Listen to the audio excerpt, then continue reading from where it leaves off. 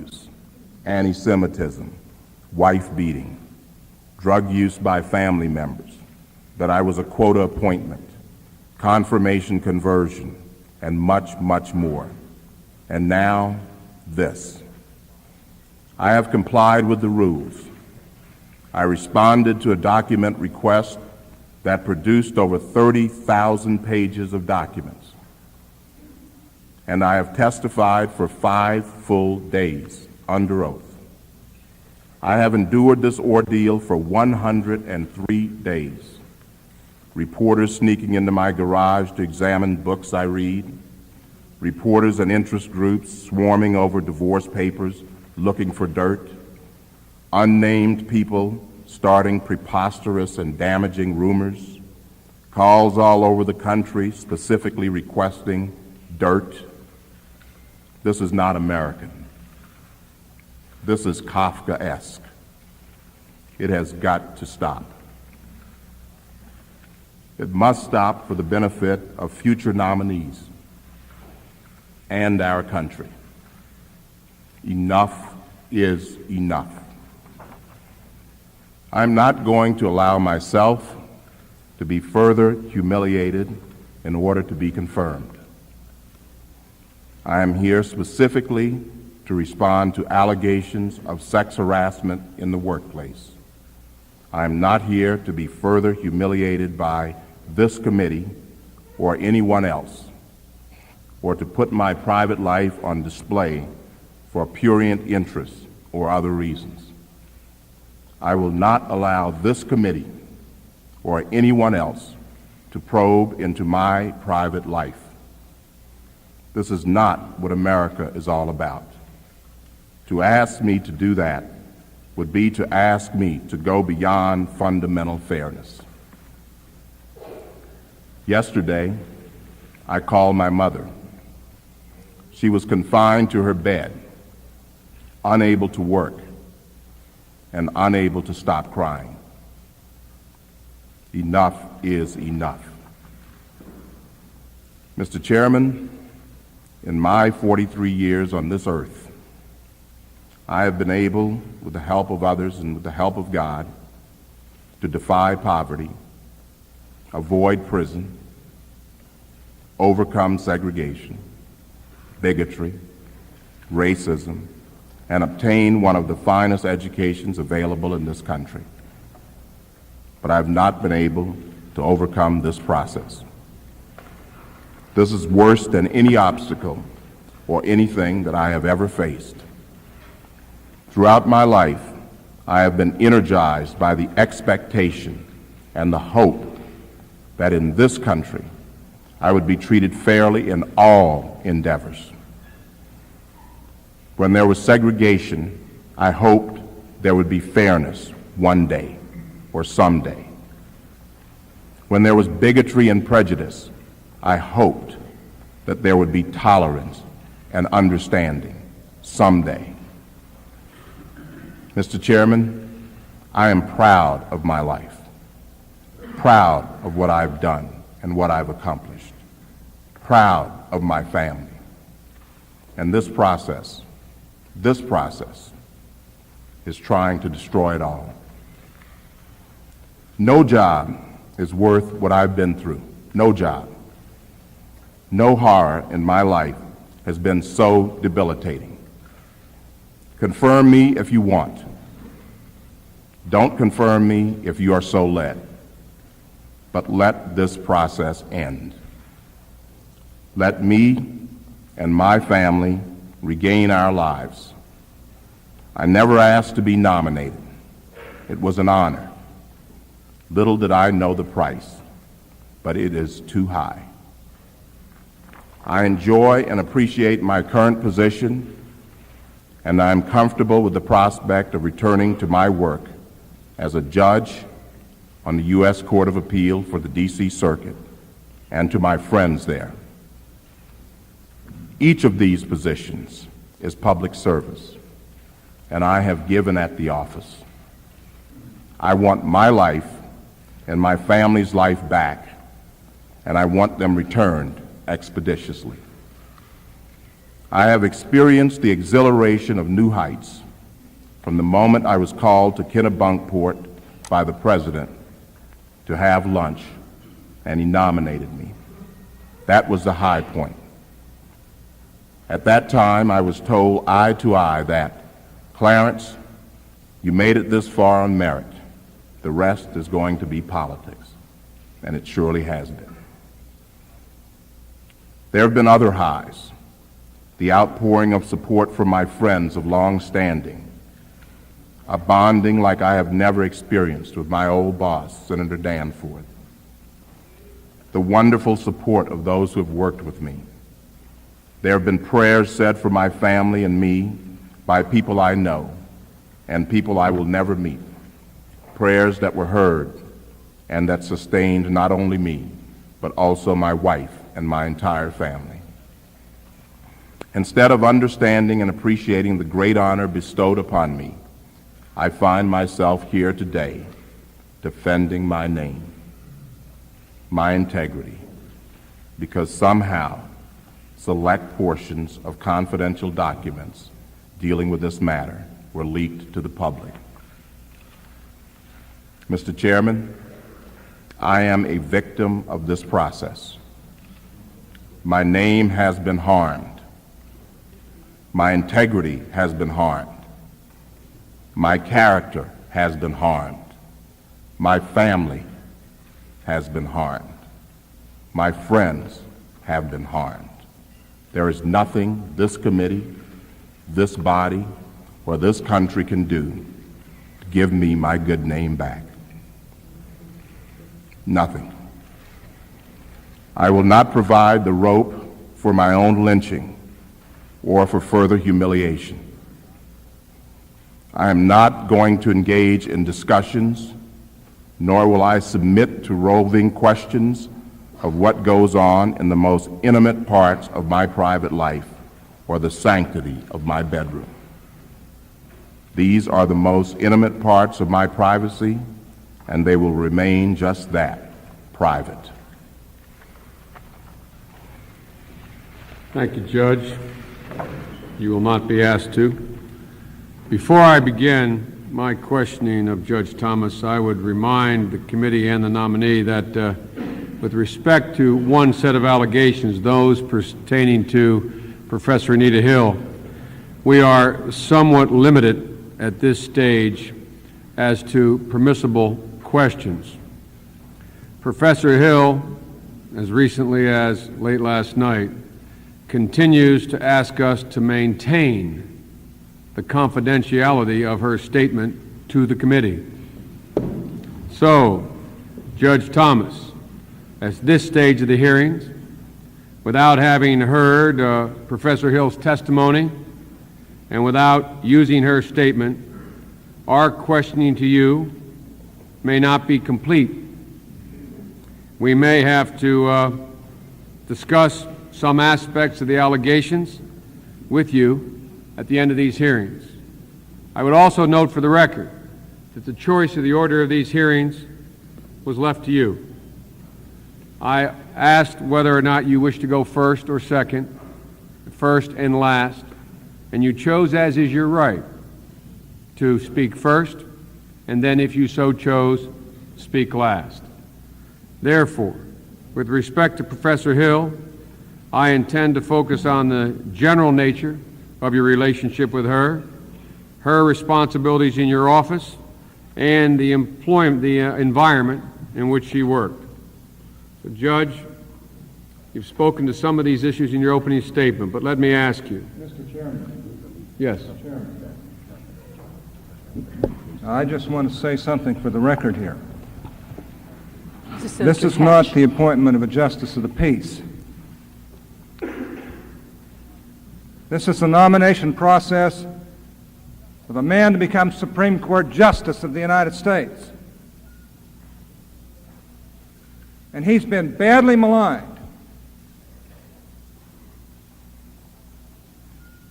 And I might add that I have a lot of sympathy for Professor Hill, too. But I'm not going to sit here and tolerate her attorneys telling you or me or anybody else that now that she's made these statements in writing with what is, if the judge is telling the truth, and I believe he is, scurrilous allegations,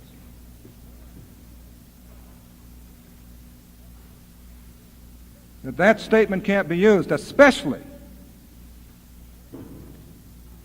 in this proceeding. It's a matter of fairness, and I might add that I've been informed that the reporter who broke this story has her statement, read it to her before she would even talk to her. Now, it would be the greatest travesty I've ever seen in any court of law, let alone an open forum in the nomination process of a man for justice of the United States Supreme Court, to allow her attorneys, or her, or anybody on this committee, or anybody else for that matter,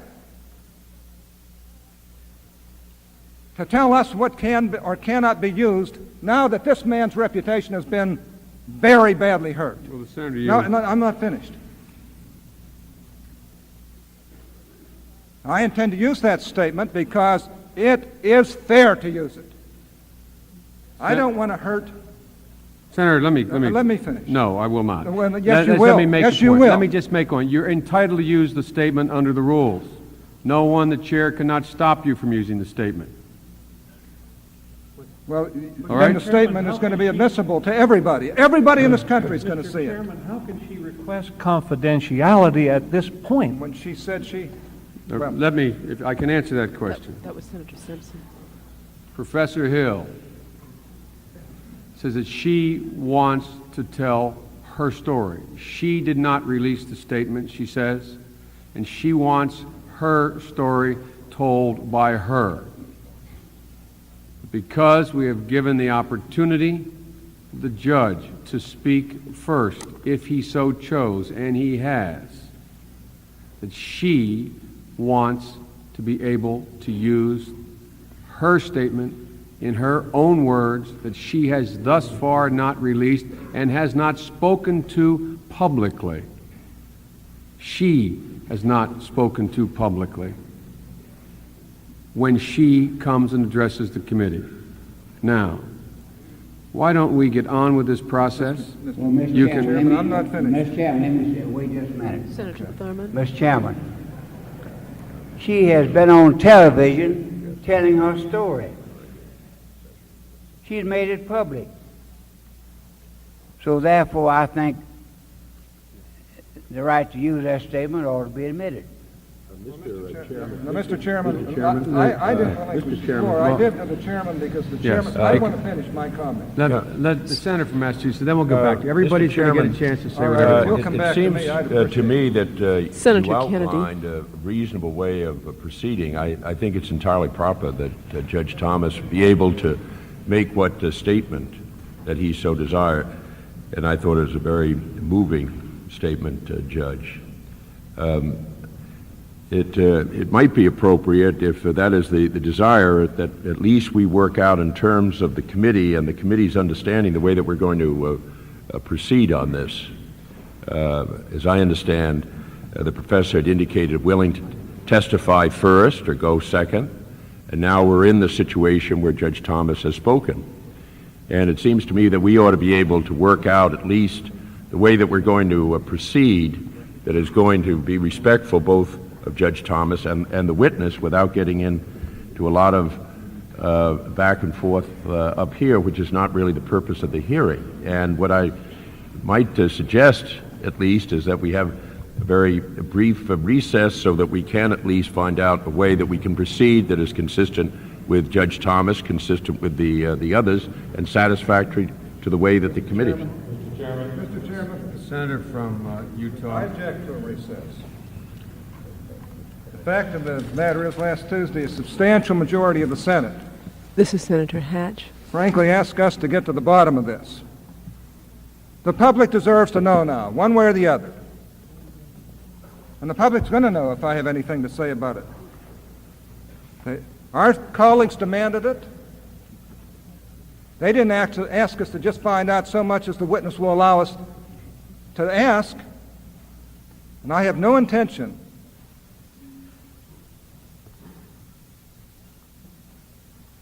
of pillaring or maligning Professor Hill. I feel sorry for both of these people. Both of them are going to come out of this with less of a reputation. It's pathetic, and it wouldn't have happened. Let me finish, if I could. If somebody on this committee or their staff had the honesty and the integrity before the vote to raise this issue and ask for an executive session and say this has to be brought out, nobody did. And then somebody on this committee or their staff, and I'm outraged by it, leaked that report, an FBI report that we all know should never be disclosed to the public because of the materials that generally are in them. They take it down as it's given. It's got raw stuff in it, but it's been leaked. Half the media knows everything in it. And I think the American people are entitled to know if they want to. And what I'm trying to say is that, to be frank, Mr. Chairman, there are inconsistencies in the statement of Anita Hill to the FBI compared to her other statements. I don't particularly intend to go into that. She's entitled to explain these discrepancies. But Judge Thomas is entitled to point out these inconsistencies for their bearing on the credibility of the accuser in this instance. Nice person though she may be, good law professor though she may be, fellow Yale law graduate though she may be. Senator, And the statement, if I could just finish, the statement, I promise to be shorter. The statements of the subsequent witnesses are also at variance with Professor Hill's statements, with what she told the FBI. If she happens to testify differently today, we have to find out which of those statements are true. Now, Senator, we are not at liberty to publicly discuss what's in the FBI report. Her statement is a different story. We're not. This report's been leaked to the press. They know about it. Part of it's been read to the accuser in this case. I think it's time to be fair to the nominee. He's come this far. He's the one who's being accused. They have the burden of showing that he's not telling the truth here, and he has a right to face the accuser and everything that accuser says. And if he doesn't, then I'm going to resign from this committee today. I'm telling you, I don't want to be on it. The Senate's in recess. The hearing is in recess for 5 minutes. You are listening to Pacifica Radio's live coverage of the Senate Judiciary Committee hearings, extended hearings into the nomination of Judge Clarence Thomas. As you have heard, there are major fireworks going on in the room here. This is WBAI 99.5 FM, New York. Senator Biden, and then an impassioned and personal statement by Judge Thomas saying he would not permit his personal life to be probed by this committee, that he would keep private matters in his life private and maintain the sanctity of his bedroom. And then as Senator Biden was just beginning to ask questions, Republican Senator Orrin Hatch from Utah raised the point that the public should know what this statement says, the statement that was made by law professor Anita Hill, the statement, the affidavit that she gave to the FBI. At issue here is the fact that Senator Biden had said that even as recently as last night, Professor Hill was saying she still did not want her statement to be made public, that she is willing and is planning to come here to this room today and to speak in her own words, but she did not want her affidavit to be released to the public. And Senator Hatch, very outraged, said that the media knows what's in it, that somebody on the Senate Judiciary Committee or their staff released her affidavit. The media knows everything that's in it, and the American public should know what's in it. And Senator Biden was insisting that that would not be the case. Senator Hatch said, well, it will be if I have anything to do with it, and threatened or promised, some might say, to resign from this committee if the statement is not made public. I think we should say that the statement they're talking about here is apparently 4 pages, single space, that was an affidavit submitted on September 12 to the committee. And the reason that Hill is reluctant to have this affidavit released is that it's our understanding is that it is very graphic in its descriptions. And in fact, I think that earlier in the week, the press gave an account, maybe a paragraph in the type of material that appears in that affidavit. Jeanette, you have that in front of you. What I have in front of me, Gail, is a transcript. Let me just back up for just a moment. This story was broken by Nina Totenberg of National Public Radio. It first aired on Sunday morning.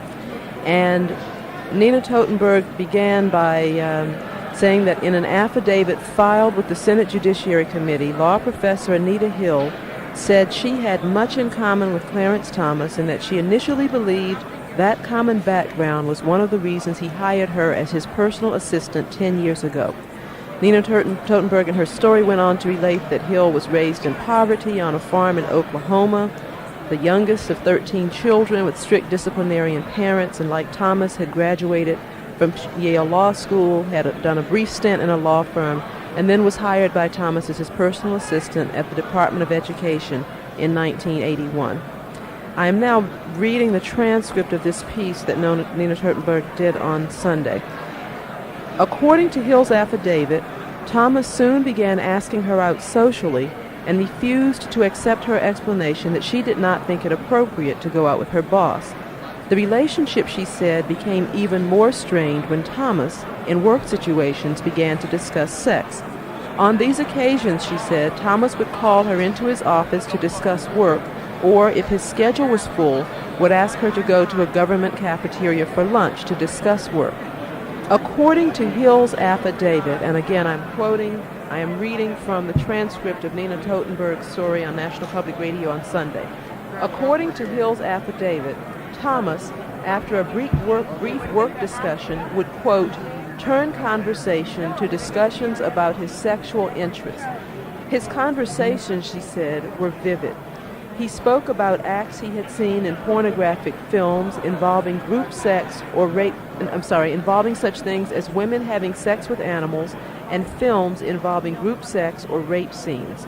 He talked about pornographic materials depicting individuals with large penises or breasts involved in various sex acts. Close the quote. This is closing the quote on the Hill affidavit as quoted by Nina Totenberg. Hill said she repeatedly told Thomas she did not want to discuss those kinds of things, but sensed that her apparent disgust only urged him on. After some months, she said, the conversations ended. Thomas had a girlfriend, and she thought the episode was over. When Thomas became head of the EEOC, Hill said, she moved with him, but some months after she went to the EEOC, said Hill, Thomas resumed his advances. He never touched her, she acknowledged in an interview, and he never directly threatened her job. But she said she was 25, and she began to worry that she would soon suffer professionally if she did not submit. Now, the story, Nina Totenberg's story, went on, and when she had finished the story, the host of the show talked with her some about the process of her getting this story, which, of course, raised a number of questions. He asked if Anita Hill had come to National Public Radio with the story. Nina Totenberg said no, she did not, that Totenberg had heard it from a number of sources, was able to reach Hill, but that Hill refused to even talk to her until she had obtained a copy of her affidavit, the affidavit that she submitted to the Judiciary Committee. And that is the affidavit that is the turning point here, and that actually caused the recess that we're in now, because the senators are disagreeing about whether that affidavit should be released publicly or not. Jeanette, rumor has it that Nina Totenberg is in fact very nervous because Republicans seem to be intent when this hearing is over and Judge Thomas is either confirmed or not confirmed to find out where she got that affidavit. Now, this is not the first time that Totenberg has broken a story. She was also the reporter that broke the story on the marijuana smoking By John F. Kennedy. of a previous candidate, and I'll go through. Oh, that's right. That's right. That's right. But I think that Not John F. Kennedy. no, right. I don't mean John. Wait, we don't mean Sorry, John F. folks. Kennedy. But I think what is interesting about Judge Thomas's opening remark was the fact that Judge Thomas is obviously taking a stand that there was nothing that could have been misunderstood. There was no relationship. She was not asked out on a date. There were no words and no conversations. That's going to make it fairly clear cut. You're either going to believe Judge Thomas or you're going to believe Hill. There's not going to be much room in between. And the one thing that he said that he indicated could be any possible, and he hinted at this. I really do not want to paint with too broad a brush. He hinted at the fact that he said he couldn't figure out, why this was happening, basically. And he described the relationship they had had through the years, that she was one of two professionals with whom he worked closely and had discussions about politics and current events, had a cordial relationship when they were at the Department of Education. Then he says when he moved to EEOC, he had a much larger staff, had less personal contact with her because he had much larger responsibilities. And he said he sensed that she had difficulty with that change.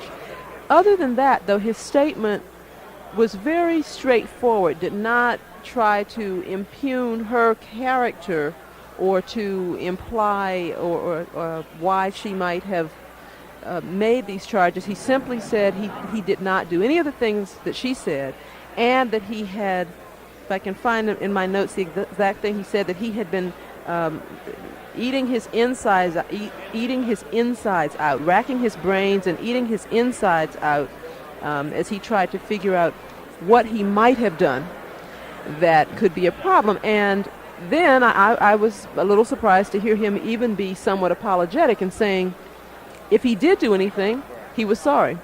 Jeanette, just to clarify something earlier, in 1987, it was Nina Turtenberg who reported that Douglas Ginsburg had smoked marijuana while he was a law professor at Harvard, and the next day Ginsburg withdrew. That's right. At one point in Judge Thomas's statement here this morning, I was wondering if he was going to withdraw. Exactly. Because he was saying that he simply could not and would not tolerate the difficulty that this had presented for himself and his family. He said that he learned about these allegations from Anita Hill on September 25th when the FBI came to his house. Now, September 25th was a Wednesday, 2 days before this committee voted. And he says that was the first that he knew, and that Professor Hill, well then Anita Hill, never raised any hint that she was uncomfortable with him, that she had a personal relationship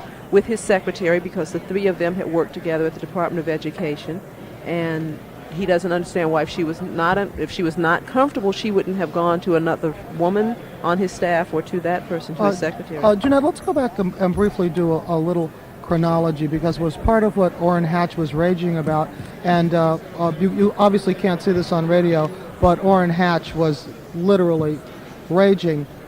This committee first adjourned, and track me on this, Jeanette, on September 10th. Right, Tuesday, September 10th. Apparently on September 12th was when they received the affidavit from Anita Hill and knew all of this.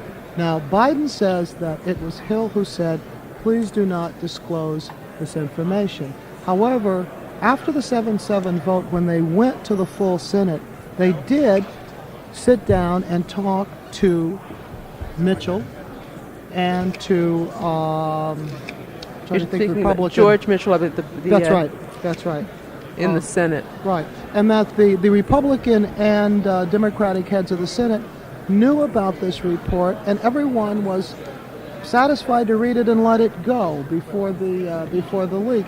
And part of what Hatch was saying was, if this committee had been more upfront to begin with, that we wouldn't be here today struggling with this issue of this affidavit and Anita Hill. Now, in this morning's Washington Post, an unidentified administration official is quoted as saying that Republican senators in the White House last night were, quote, beside themselves with anger because of the process followed here in not having the witnesses' statements and full allegations made available to the White House and to the Republican side. Now, there was an earlier report that said that they had, in fact, shown both the Republican and the Democratic head of the Senate these reports, and that they had concurred that it was best, always in order to protect the wishes of Hill, that this not be released. And I think it's important that the audience understand that Anita Hill is saying that she did not come forward with this report. Yeah, and it does seem to me that the situation is frequently cast in terms of her having come forward, trying to derail the nomination. And it should be made clear she was very reluctant. As Nina Totenberg said, Hill would not even talk to her until she went to Hill and said, I've got the affidavit, so I need you to respond to it. You know, just a couple of days ago, Gail, Senator Biden, the chairman of this committee, was saying that he would use any delay in Senate action on the nomination of Judge Thomas to look into several allegations against the nominee. Those allegations had to do with something you mentioned earlier this morning about Judge Thomas is using using government money to pay for a private trip, his treatment of an aide who apparently had criticized the EEOC and says that he was then transferred to the hinterlands for that, and relationship to South Africa. But it was very clear this morning that Senator Biden was saying, we're here to deal with the sexual harassment, and that's going to be the agenda of the day. Okay. So now let's just go back a bit and talk about the fact that there really is, regardless of what Anita Hill now says, Judge Thomas, who was given the opportunity to speak first, there is really no room for discussion. Judge Thomas, as I understand it, is saying Anita Hill is lying. Everything she is saying is a lie. That's right, and it'll be interesting to see if he chooses to exercise the option that he has requested from the committee, in which they've granted, to be able to speak again at the end, if he chooses to do that. Judge Thomas is still in the room during this recess. He is talking with his wife and with Senator Danforth. You know, in human terms, it's clearly a difficult situation for him, for his family, for Anita Hill. We can just look at the number of days it's taken for the second witness, Angela Wright, to come forward, because you know that once you do, you become embroiled in a situation that just spins out of control. Now, if the affidavit, and the only thing we know about it is what you have read from Totenberg's report, there obviously, what Anita Hill said, some of these conversations that went on, were so explicit that you are not dealing here with the case of perhaps she misunderstood. So I'm not, those kinds of remarks you could not possibly have misunderstood. And Judge Thomas is saying that he cannot possibly think of any occasion or any words that he might have said to her that could have solicited this reaction of sexual harassment. On the other hand, she is making quite graphic sexual remarks that he supposedly said. We should note that Professor Hill is by no means what one would call a liberal person. She's been characterized as conservative, and I don't use that in any pejorative sense, but this is a woman who was raised, she says, by very religious parents, who taught at Oral Roberts University, now of course is at the University of Oklahoma, whom I'm told is quite religious, and who probably has difficulty talking about sexual matters in public. So it's clearly not a situation that anybody, Judge Thomas, Anita Hill, or anyone else, would really want to find themselves in. But she says she resents the way she was treated by the committee, and it seems that she's really been willing to come forward finally only because, whereas she had been assured that her statement would be distributed and it would become not just part of the record, but something that would be seriously considered in this process, she came to feel that that was not happening. I think that Hill's position as a law professor